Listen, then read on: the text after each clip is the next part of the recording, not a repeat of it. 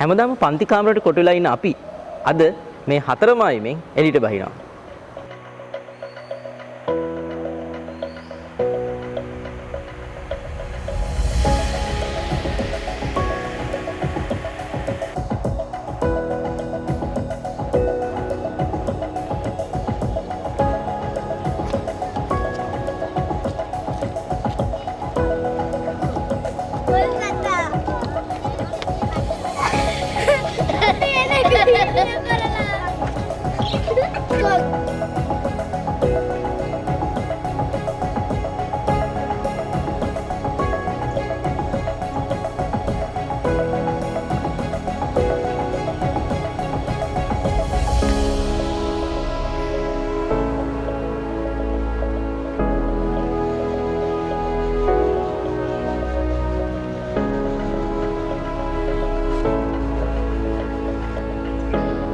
කොළඹ අපිට දුරයි.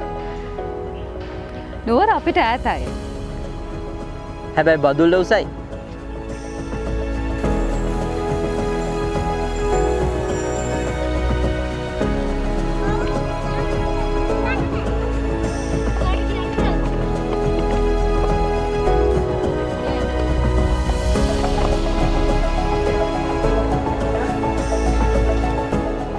බදුල්ලේ පොළට කඩමණ්ඩියට මේ ඇලේ දොලේ තියෙන සාරය ගලාගෙන එනවා.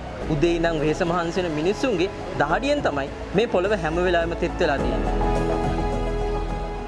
ඌව කියන්නේ සාරවත් භූමියක්. ඒ සාරවත් භවයේ නියම වටිනාකම දන්නේ මේ ඌවේ මිනිස්සුන්මයි. ඒ මිනිස්සුන්ගේ අදහසුත් මේ පළතුරු වගේම නැවු.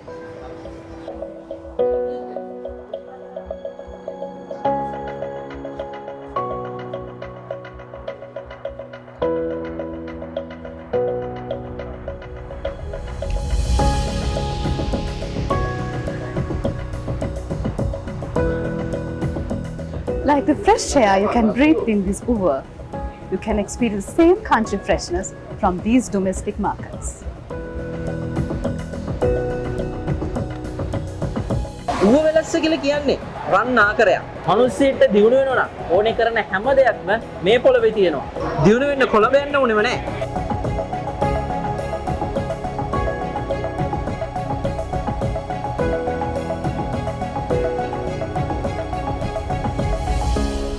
They once called Uva as a land of suffering, but today we call it as a land of rising dreams.